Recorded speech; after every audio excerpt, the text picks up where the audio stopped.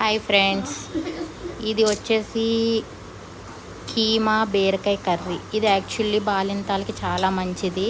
ఎందుకంటే బాలింతలు ఉన్నప్పుడు కీమా వేడి చేస్తుందని అందులో బీరకాయ కలిపి వండుతారనమాట. సో ఆ ప్రాసెస్ మీకు చూపిస్తున్నాను.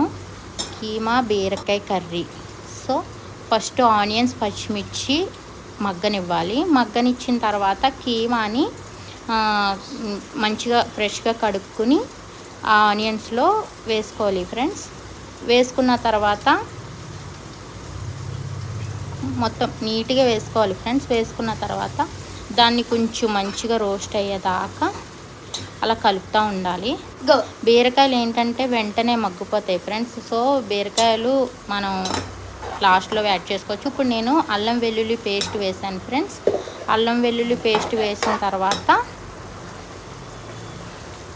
దాన్ని కొంచెంసేపు మగ్గనివ్వాలి ఫ్రెండ్స్. ఆ తర్వాత మళ్ళీ నేను ధనియాలు, జీలకర్ర, లవంగాలు, దాల్చిన చెక్క కలిపిన పేస్ట్ కూడా వేసాను ఫ్రెండ్స్. రెండు కూడా ఇది ఇంట్లో ప్రిపేర్ చేసిందే ఫ్రెండ్స్. ఇది బయట నుంచి కొన్న మసాలాలు అయితే కాదు. నేను హోమ్మేడ్ చేసుకుని ఫ్రిడ్జ్లో పెట్టుకుంటాను. సో అవే వేసాను ఫ్రెండ్స్.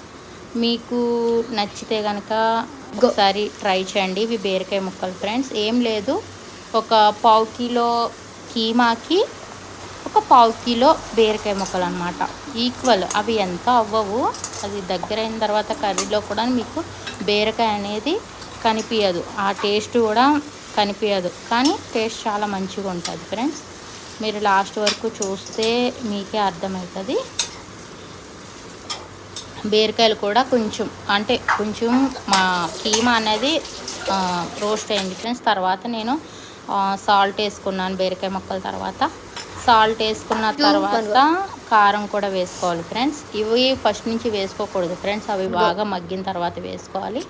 కర్రీ అయితే స్టార్ట్ అయిపోయింది. ఇంకొక 2-3 మినిట్స్ దీన్ని సిమ్లో మగ్గనియాలి ఫ్రెండ్స్. మగ్గనిచ్చిన తర్వాత కొత్తిమీర వేసిన తర్వాత జస్ట్ 2-3 మినిట్స్ సిమ్లో మగ్గనియాలి. మగ్గనిచ్చిన తర్వాత ఒక హై ఫ్లేమ్లో కూడా పెట్టుకోవచ్చు. హై ఫ్లేమ్లో పెట్టుకుని సిమ్లో కూడా పెట్టుకోవచ్చు. సో ఇది లాస్ట్కి వచ్చేసింది ప్రాసెస్. మీకు బీరకాయ ముక్కలు అనేవి కూడా సరిగ్గా కనిపించట్లేదు ఫ్రెండ్స్. అది బాగా మగ్గిపోయింది ఫ్రెండ్స్. మీరు ఈ కర్రీ ఒక్కసారి ట్రై చేయండి. రైస్లో అయితే సూపర్ ఉంటుంది. చపాతీలో కూడా 5 సెకండ్స్. సో చపాతీలో కూడా బాగుంటుంది ఫ్రెండ్స్. 5 సెకండ్స్ హై ఫ్లేమ్లో పెట్టాను. జస్ట్ దాన్ని ఆఫ్ చేసేసుకోవడమే. High flame just. Thank you. Subscribe మీ ఫ్రెండ్స్. ఇది ఒకసారి ట్రై చేయండి. లైక్ మీ ప్లీజ్ ఫ్రెండ్స్.